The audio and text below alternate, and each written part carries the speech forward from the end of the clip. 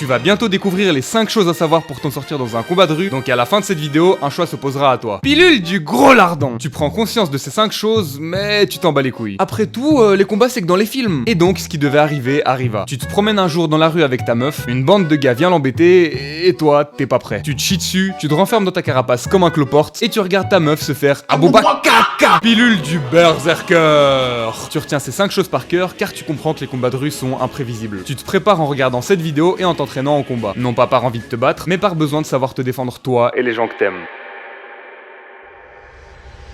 Si je devais parler d'un moment qui a vraiment changé ma vie, je crois que je parlerais de mon premier et seul vrai combat de rue. J'ai eu la chance de partir en vacances une semaine dans une sorte de petite résidence trop cool, et je m'étais fait un super groupe de potes composé d'un gars et de 2 meufs, donc on était 4 en tout, avec qui on traînait tout le temps. On était vraiment des purs potes, genre avec les meufs il y avait zéro ambiguïté, et c'était les vacances, donc tous les soirs c'était trop bien, on traînait ensemble, on se tapait des bars, c'était des moments de fou. Et donc on traînait souvent dehors, mais de temps en temps on allait dans un petit bar pas trop loin pour prendre des boissons. Mes potes ils prenaient de l'alcool, moi je prenais des couilles comme du coca, de l'ice tea, parce que j'ai encore jamais bu d'alcool, et je pense que je vais jamais en boire, genre j'y vois pas d'intérêt. En mode j'ai pas besoin d'être bourré pour passer des bons moments avec mes potes, et il y a tellement d'aspects négatifs à l'alcool, genre c'est mauvais pour la santé, c'est très calorique, et le nombre d'hommes qui deviennent des trous du cul à cause de l'alcool, genre des hommes alcooliques qui je sais pas, frappent leurs enfants, leurs femmes, bref, l'alcool, je pense pas que je vais y toucher dans ma vie, mais en tout cas on allait souvent à ce bar, et on était tous devenus potes avec le barman qui va avoir un rôle important plus tard, qu'on va appeler Adam. Donc bref, nos soirées c'était vraiment traîner dehors, se taper des bars, et aller un peu au bar pour prendre des boissons, et papoter avec Adam, parce que c'était un bon de fou. Et un jour, Adam nous dit de venir faire la fête le vendredi, car le vendredi c'est un jour un peu spécial, c'est vraiment une grosse fête au bar, et il y a tout plein de gens de la ville qui viennent faire la fête. Donc le vendredi soir arrive, au lieu de passer la soirée à traîner dehors et tout, on passe la soirée vraiment au bar, à un peu danser, faire la fête et tout. Et notre groupe de 4 potes rencontre 2 gars qui sont venus de la ville, qui ont notre âge, et qui viennent un peu dans notre groupe parler avec nous et tout. Et donc au début tout se passe bien, on se tape des bars tous ensemble, c'est trop cool, mais à partir d'un moment, les deux là, ils ont commencé à avoir un comportement assez déplacé avec nos 2 potes meufs. En gros, ouais, ils voulaient les gérer, mais nos 2 potes meufs, elles étaient pas intéressées. Et vraiment, eux, ils forçaient fort,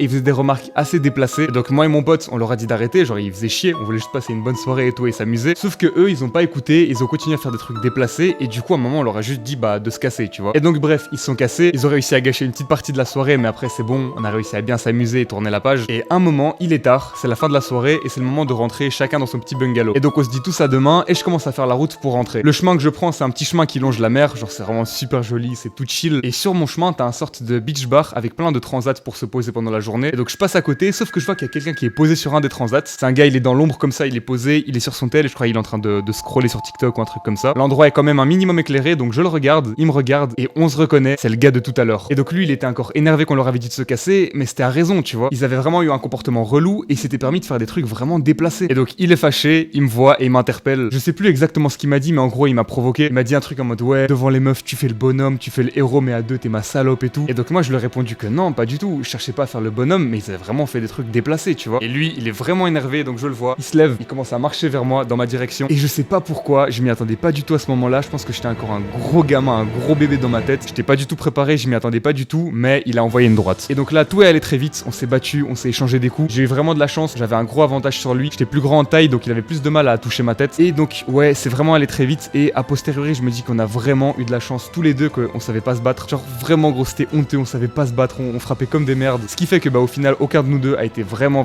blessé. Et maintenant, comment ça s'est fini? En fait, le combat il a duré genre 1 minute 30, c'était vraiment très rapide. Et en gros, t'as le GOAT Adam, le barman qui arrive au bon moment. J'ai vraiment eu un coup de bol parce qu'en gros, il devait aussi rentrer chez lui. Il a croisé mes potes avec qui je m'étais séparé, et ils lui ont dit que j'étais parti par là. Et du coup, il marchait un peu vite pour me rattraper et faire la route avec moi. Tu vois, c'était vraiment mon bro, mon collègue. Et moi, je me rappelle, je suis vraiment énervé sa mère. Je lui dis en mode, ouais gros, lâche-moi, je vais l'enculer, c'est lui qui a envoyé en premier. Mais ce GOAT, non, il m'a calmé, il m'a dit ta gueule et tout, calme-toi. Et à l'autre, il lui a dit de se casser. Et bref, le gars de la ville se casse, moi je m'apaise. Et Adam, il me propose qu'on se pose tous les deux sur les transats et qu'on parle un peu. Il a vu que, évidemment, j'avais vraiment besoin de parler, j'étais un peu sous l'état de choc, tu vois, je m'y attendais pas du tout. Et ce moment, je m'en rappellerai toute ma vie. On est resté genre 3 heures la nuit à parler sur les transats. On a parlé de tout et de rien. Mais d'abord, évidemment, on a commencé à parler de ce qui s'est passé. Et il m'a dit que j'étais vraiment un petit con et que j'ai eu de la chance qu'il intervienne. Genre, j'aurais vraiment dû me casser. Parce que, en fait, j'avais genre très peu de chance de m'en sortir. Parce que, en fait, lui, il voyait que 2 scénarios possibles. Soit je perds le combat, donc je me fais tabasser, je me retrouve au sol, assommé. Ou soit je commence vraiment à gagner le combat, genre je le domine. Mais ça aurait été le pire parce qu'il m'a dit que les gars de la ville, ils sont habitués à se battre. Ils ont souvent un couteau sur eux. et il y a vraiment un monde où si j'avais commencé à fort dominer le combat, ben en fait il m'aurait juste planté genre. Mais donc bref, ce moment m'a vraiment marqué, et même si évidemment à ce moment-là j'aurais dû m'enfuir, genre ça aurait été la meilleure solution, j'ai quand même retenu de cette histoire que je devais impérativement apprendre à me battre. Parce que si je me retrouve dans une situation où je peux pas m'enfuir et que le gars en face de moi il sait se battre, je suis mort, genre je suis mort. Et donc c'est vraiment à ce moment-là que j'ai compris que c'était impératif pour un homme d'avoir des notions de combat. Pas devenir boxeur professionnel ou quoi, mais juste avoir un minimum de notions pour pouvoir se défendre, lui et les gens qu'il aime en cas de situation de besoin. Bref, anecdote terminée, je vais maintenant te résumer tout ce que j'ai appris depuis ce moment, et ce sera en gros les 5 choses que tu dois impérativement savoir pour être prêt si jamais t'as un jour à te battre dans la rue. Numéro 0, les préliminaires, prévois chaque situation.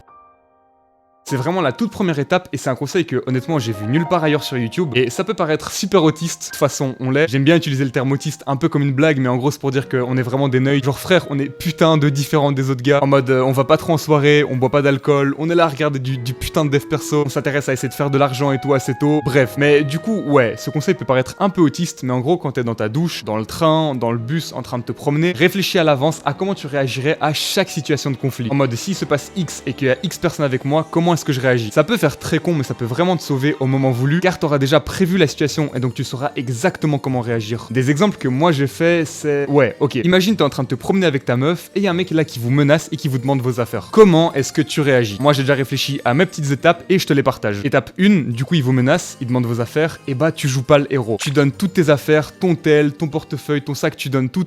Genre vraiment tu t'en bats les couilles, tu lui donnes tout, mais juste tu lui dis prends mes affaires et laisse tranquille les affaires de ma meuf. Normalement si c'est un gars avec un minimum de fierté, il comprendra et il acceptera. Maintenant, étape 2, si vraiment il insiste pour avoir les affaires de ta meuf, tu joues pas au héros. Tu donnes les affaires de ta meuf et juste quand le gars sera parti, tu dis alors à ta copine, t'inquiète, je vais tout te racheter. Bon, pour ça, évidemment, faut bien gagner sa vie, mais tu m'as compris. Tu sais pas qui t'as en face, parfois tu peux faire face à un gars qui a déjà tout perdu dans la vie, et donc si tu commences à faire le bonhomme et pas vouloir lui donner les affaires de ta meuf, et bah il peut vraiment péter un câble et je sais pas, sortir un couteau et vous planter, voire même un gun. Donc bref, s'il insiste, tu donnes parce que votre vie a tellement plus de valeur. Et étape 3, si après avoir donné toutes vos affaires, il vous laisse pas tranquille et qu'il en veut à votre vie, et bah là frérot, t'envoies ta meilleure droite, tu le fous au sol, tu prends ta copine par la main et vous partez en courant. Voilà déjà une situation de prévue et maintenant, si ça t'arrive, tu sauras exactement comment réagir. Et maintenant frérot, j'ai envie de te faire travailler, je vais te poser une question vraiment difficile. Qu'est-ce que tu fais si tu te promènes avec ta meuf et que sur un banc, il y a 4 boucs qui sont là, posés et qui l'insultent? Ah, c'est une bonne question hein, c'est pas facile. Et bah franchement, je te propose d'y réfléchir, genre carrément mets pause sur la vidéo pour penser un peu, parce que si ça t'arrive et qu'il y a vraiment 4 gars dans la rue qui insultent ta meuf, il faut pas que tu sois là en train de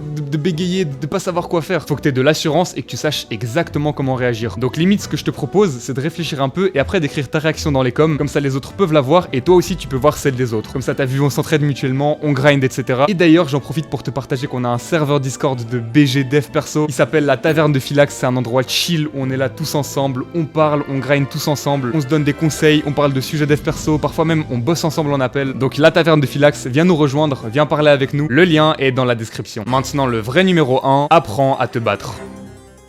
Honnêtement frérot, t'es pas un homme si t'es pas en capacité de protéger les tiens. Selon moi, le vrai moment où un garçon devient un homme, genre qui passe de l'enfant à l'adulte, c'est le moment où il apprend à se défendre et qui commence à se sentir en mesure de protéger les gens qu'il aime au besoin. Alors si tu fais du foot ou du basket en club, je te dis absolument pas d'arrêter ton sport pour commencer un sport de combat. Et honnêtement, carrément, je te le déconseille. C'est ce que moi-même j'ai fait et j'ai fort regretté. Avant le voyage que je t'ai raconté, je faisais du basket en club, j'avais une super équipe mais que c'était ma famille, j'aimais trop, on s'amusait trop bien, on s'entendait juste trop bien. Puis du coup, j'ai vécu mon premier et seul vrai combat de rue et j'ai réalisé que je devais impérativement apprendre à me défendre et donc j'ai lâché le basket en club pour commencer les jiu-jitsu brésiliens. J'adore tellement les jiu-jitsu mais honnêtement je regrette bro. Genre mon équipe elle me manque tellement fort. Donc je te conseille pas forcément de lâcher ton sport actuel pour commencer la boxe, le jiu-jitsu, le grappling. Juste en tant qu'homme, il faut qu'à un moment dans ta vie tu prennes 3 mois pour apprendre à te battre debout, donc la boxe, et 3 mois pour apprendre à te battre au sol, donc le jiu-jitsu. Comme ça après t'as des bases et tu sais te défendre autant debout que au sol. Ça peut être pendant les vacances d'été ou quelques cours de temps en temps pendant l'année, mais tu m'as compris, il faut que t'aies des notions en combat. C'est littéralement une nécessité en tant qu'homme. Tu vas voir que ça va quand même vraiment t'aider car le fait de savoir que tu sais te défendre, ça va vraiment booster ta confiance en toi pour le restant de tes jours. Numéro 2, observe.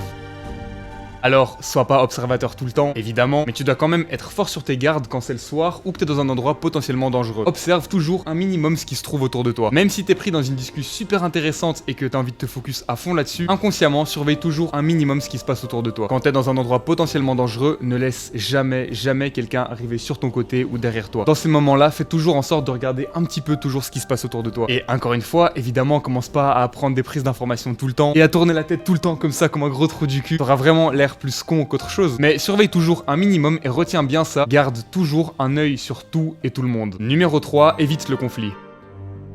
Imagine maintenant t'es en boîte de nuit ou juste en ville très tard et qu'il y a un bug qui te provoque et qui touche à ton ego. Et bah gros, t'es plus fort que ça et même s'il a touché à ton ego, qui t'a insulté, tu dois pas chercher le conflit. Genre imagine, je sais pas, tu marches et tu bouscules un gars sans faire exprès et que tu vois alors que c'est un gros bébé qui est pas à l'aise avec sa masculinité et qui a un petit ego de merde. Et je sais pas, il est là, il commence à faire le bonhomme en mode ouais, tu cherches la merde, tu veux te battre. Gros, vraiment, t'es plus fort que ça. Passe à côté et juste, je sais pas, tu lèves les mains, tu dis t'inquiète, c'est bon, je veux pas d'histoire. Et si ça t'arrive et que tu réagis comme ça, tu vas voir que ça va un peu te faire chier parce que après ça, il va réagir en mode le grand gagnant, le grand gourou qui a gagné, il va faire ouais, c'est ça, vas-y, casse-toi, fais ta salope et tout. Donc ouais, je sais que ça peut être chiant, mais mets ton ego de côté car au fond, c'est toi le vrai gagnant. Grâce à toi, vous avez évité un conflit de merde inutile. Et il vaut vraiment mieux réagir comme ça parce qu'on sait jamais qui est-ce qu'on a en face de nous. Parfois, tu peux faire face à des bougs, ils ont tout perdu dans la vie, ils ont plus rien à perdre, il y a personne qui les attend à la maison, ils ont plus de famille, plus de copines, plus d'amis, ils ont plus rien. Et donc se retrouver en tôle, voire même crever, ils en ont rien à foutre. Toi frérot, t'as ta famille, t'as tes amis, t'as un futur prometteur, tu dois pas gâcher ta vie gros. Donc tu ravales ta fierté, tu fermes ta gueule, ça sera un peu chiant sur le moment mais c'est toi qui auras gagné au fond. Donc voilà, tu ravales ta fierté, tu cherches pas le conflit, mais attention, tu restes un homme. Donc tu baisses jamais le regard, tu le regardes dans les yeux, tu restes droit, tu gardes les épaules droites, vraiment tu restes digne, mais tu le laisses se sentir supérieur comme un petit con. Mais bref, c'est vraiment tellement mieux de réagir comme ça parce que t'as pas idée du nombre de salopes qui ont un ego fragile et qui je sais pas vont en boîte de nuit et si leur ego est un peu touché, et bah frère, ils ramènent tous leurs collègues, ils ramènent l'Akatsuki devant la boîte pour que dès que le mec avec qui il a eu un conflit sorte, bah ils puissent le tabasser, voire le planter. T'as tellement de morts inutiles engendrées à cause de petits conflits de merde comme ça, donc vraiment ravale ton ego. Donc vraiment, tu restes digne, mais tu fermes ta gueule. Mais si tu vois que ça se chauffe et que vraiment bah il veut pas te lâcher, tu sens que je sais pas, il veut pas lâcher le steak et il a vraiment envie de se battre, et bah là alors d'un coup tu montes la voix et tu dis un truc du genre recule, me touche pas, je veux pas d'emmerde avec toi. Et vraiment tu le gueules, tu le dis super fort, comme ça attire l'attention de tous les gens qui sont autour et ils comprennent que c'est toi qui es en position de défense. Les videurs, les autres gars qui savent se battre, tout le monde sait que c'est lui qui cherche la merde. Et donc si à un moment vous deviez en venir au point, ce serait un immense avantage pour toi, car les autres gars pourront peut-être intervenir pour t'aider, ou du moins à la fin du combat, ils pourront témoigner que c'était toi qui étais en position défensive. Numéro 4, frappe en premier.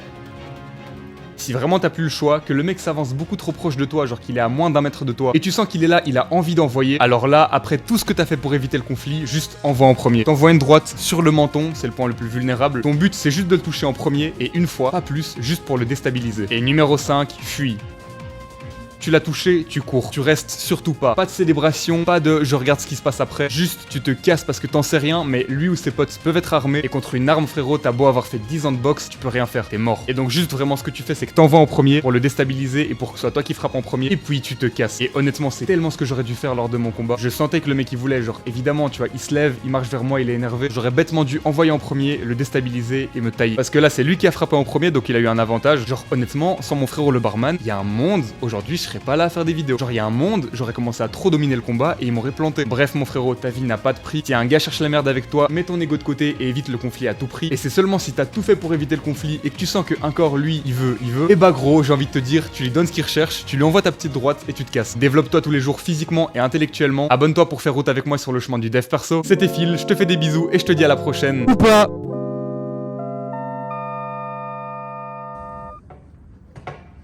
Oh! Ouais, dès qu'il y a les caméras. C'est vrai, Philippe il vit pour les caméras, frère.